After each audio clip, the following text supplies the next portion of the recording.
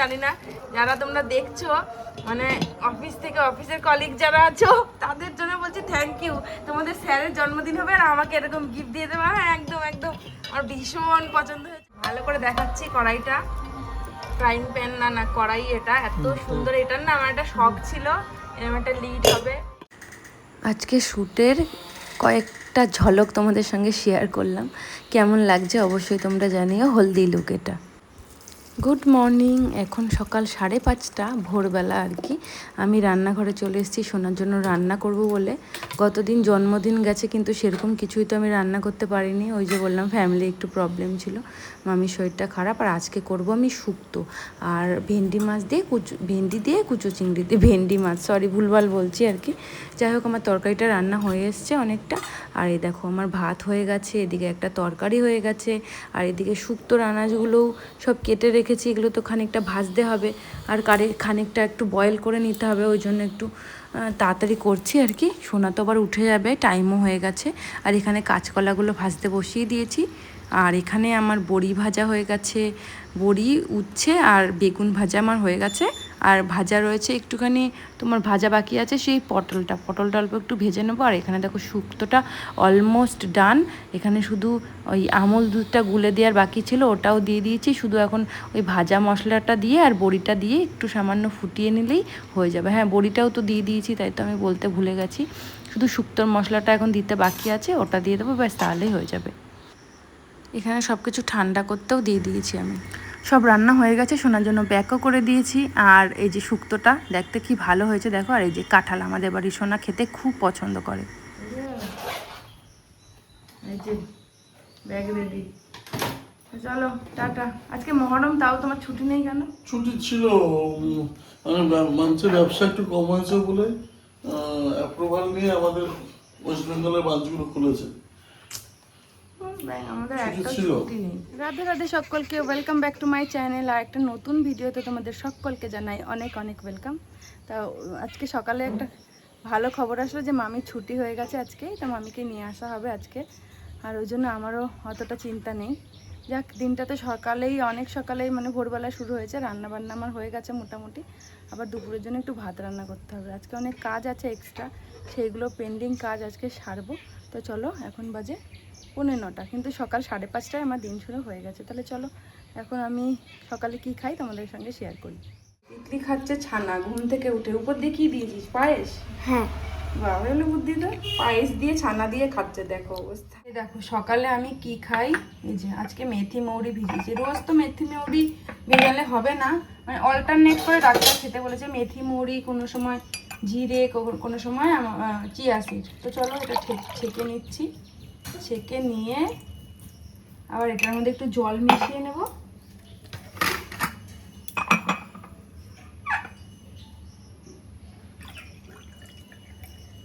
তো চলো মেথি মৌরির জল দিয়ে দিনটা শুরু করি। নেব কিছু ড্রাই ফ্রুট। তো চলো, এই খেজুরটা এই চাটা তেলের সঙ্গে না, এই দেখো তেলের সঙ্গে ফ্রি দিয়েছে, দিতে হবে খেজুর। এই যে একটা খেজুর নিলাম, আর নিচ্ছি ড্রাই ফ্রুট দিচ্ছি 3টে মতো। আমন্ড নিলাম, আর আখরোটটা শেষ হয়ে গেছে, আখরোট আর নেই আজকে। একটুখানি আখরোট রয়েছে, ব্যাস এইটুকুনি রয়েছে। তো তিতলি বলছে ওই খাবে, ওকেই দেবো আখরোটটা। এই দেখো এইটুকুনি তোমার ড্রাই ফ্রুট আর এই যে জিরের জলটা দিয়ে আজকে দিনটা স্টার্ট করি। দিনটা স্টার্ট করা যাক। একটু তিতকুটে লাগে বটে, কিন্তু শরীরের জন্য যেটা ভালো সেটা তো খেতেই হবে। মা বলতো কোনটার স্বাদ কিরকম সেটা ভেবে তোর লাভ নেই, যেটা শরীরের জন্য ভালো সেটাই তোকে খেতে হবে। আর সেটাতেই আমি অভ্যস্ত হয়ে গেছি। ছোটবেলায় না আমার মা খুব স্ট্রিক্ট ছিল, এখনও স্ট্রিক্ট, পারলে ধুমধাম মেরেও দেয় এখনও দুষ করলে। হ্যাঁ, কিন্তু ভালোর জন্যই করেছে, যা করেছে ভালোর জন্যই করেছে। জন্য আমারও ভালো লাগে, আর আমারও এগুলো খেয়ে খেয়ে অভ্যাস হয়ে গেছে। সোনাও সব কিছু খায়, যেমন আমিও সব কিছু খাই। আর এখনকার দিনের বাচ্চারা কত নকশা করে। আমার মেয়ে যেমন উচ্ছে খাবো না, নিম পাতা খাবো না, কালো মেঘের পাতা তো দূরেই থাক, আর কি বলবো। তিতলি দুষ্টামি করে বটে, কিন্তু ওর বাবা কিন্তু একদমই প্রশ্রয় দেয় না। ওর বাবা এগুলোকে শেখায়, আমিও শেখাই, কিন্তু ওই যে ঝামেলা ঝঞ্ঝাট করতে হয়, আর কি বলবো। তো চলো এটা খেয়ে নিই, তারপরে কিছু কাজ আছে সেগুলো সারবো।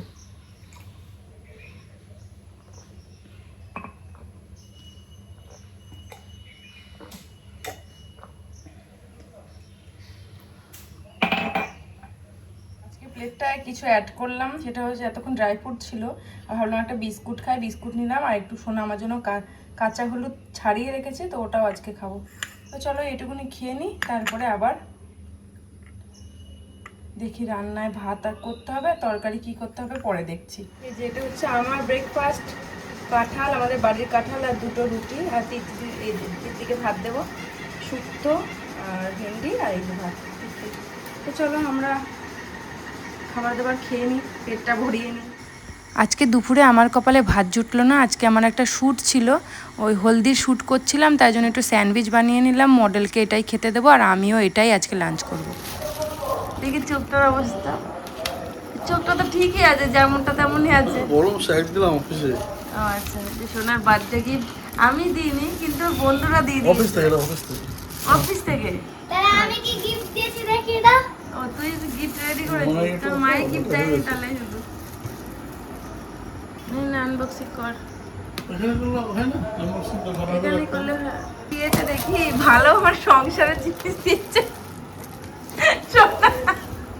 সবাই সংসারের জিনিস তোমার জন্মদিনে সংসারের জিনিস, প্রেস্টিজের তো ও হেভি জিনিস দিয়েছে তো।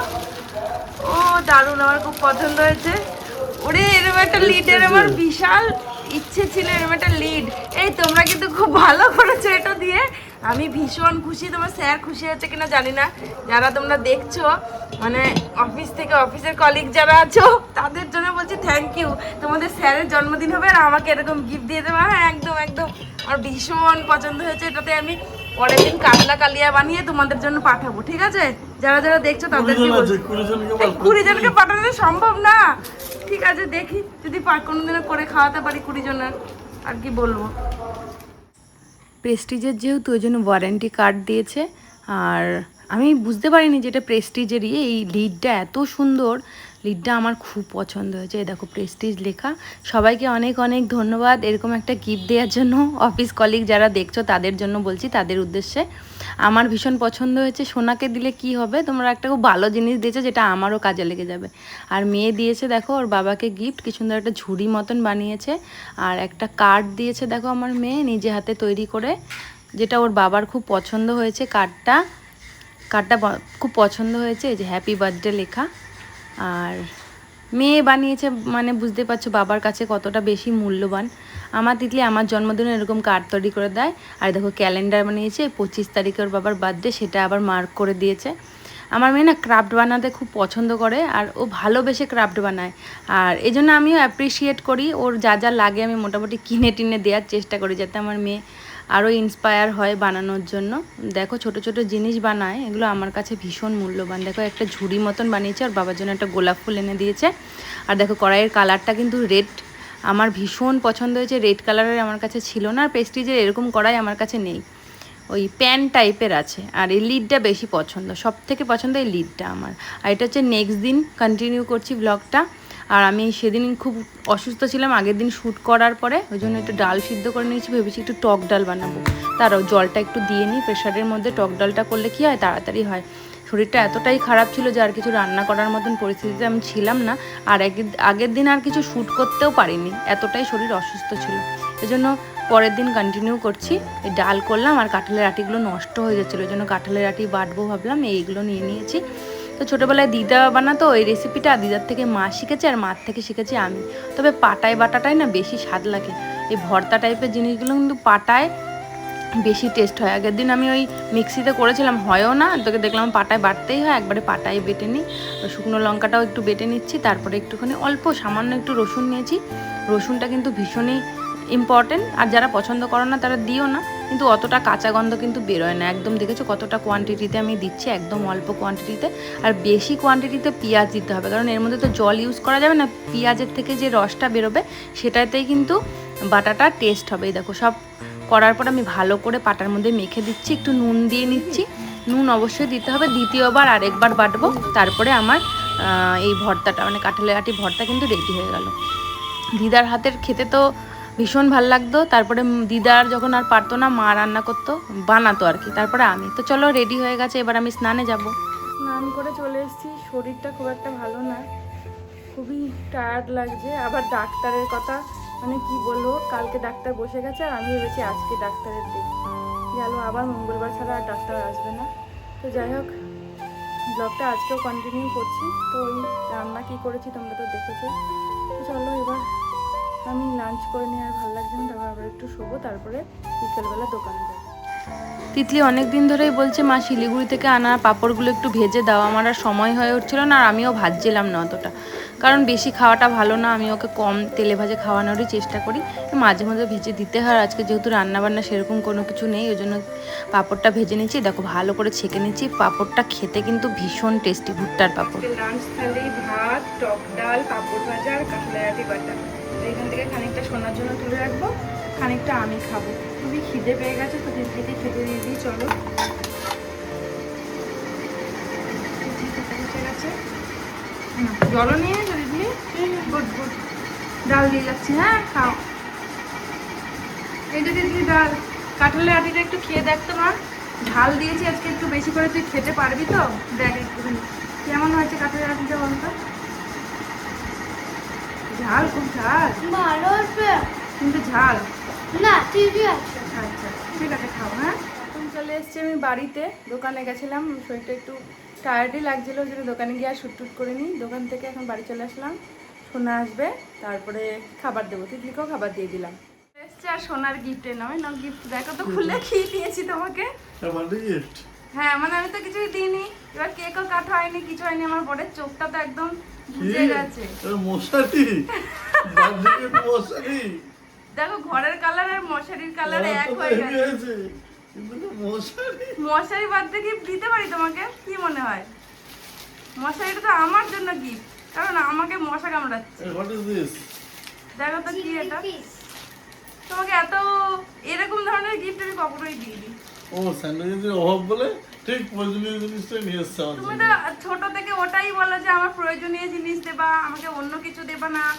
এবার দেখলাম আর তো জামা কাপড় দিয়ে কাজ নেই, ওই জন্য প্রয়োজনীয় জিনিসটাই দিলাম। নিয়ে এসছে গিফট। পাপা কিছু দেবে, মনে কিছু দেবে। ও মনে কি দেবে? ও মনে এটা আবার একটা বানিয়েছে গিফট বক্স। বাবা, নেম বোর্ড। এখানে ভারতী দাস আমার মা, তারপরে শুভজিৎ দাস, তারপরে রিম্পি দাস, তারপর শ্রুতি দাস, সবার নাম লিখেছে। লিখে দেবো একটা খুলে। ও বাবা বাবা, হেভি। আচ্ছা এই দেখো, এই বিছানার মধ্যে রয়েছে এই মশারিটা। আমি দেখলাম ওর গেঞ্জিটা কিনতে গিয়ে দেখলাম মশারিটা পছন্দ হলো, আর দামটাও বেশ কম। আর দেখলাম বারান্দায় শোয়ার জন্য একটা মশারি প্রয়োজন। ওই মশারিটা একদমই গেছে, প্রচণ্ড ছিঁড়ে গেছে আর কি। জাল জাল ছিঁড়ে যায়নি, কেমন কেটে গেছে নিজে থেকেই মশারিটা। যাই হোক, এটা নিয়ে এসেছি। মশারিটা আমার খুব পছন্দ হয়েছে, কালারটা সোনাও বললো খুব ভালো লাগছে। তোমরা কে কে খেয়েছো? সোনা বললো ভীষণ ভালো, তাই আমাদের জন্য নিয়ে আসলো। দেখি খেয়ে কেমন লাগে, কালকে সকালে খাবো। হ্যাঁ তোরা সোনার ডিনার। তো ওকে খেতে দিয়ে দেবো টক ডাল, একটু গাজর, একটু শসা, অল্প একটুখানি চিড়ে ভাজা। এটাই আজকে ও খাবে। তো আমাদের ডিনার হয়ে গেছে, এখন শুয়ে পড়বো। এখন কটা বাজে? 11টার কাছাকাছি বাজে। তো চলো, ভিডিওটা কেমন লাগলো অবশ্যই করে তোমরা জানিও। ভালো লাগলে একটা লাইক করে দিও, আর মনে হলে সাবস্ক্রাইব করতে পারো। আর বেল আইকনটা অবশ্যই ক্লিক করে দিও, তাহলে আমার ভিডিও কখন আসছে তার নোটিফিকেশান আসতে থাকবে। তো চলো, টাটা, গুড নাইট, দেখা হবে একটা নতুন কোনো ব্লগে।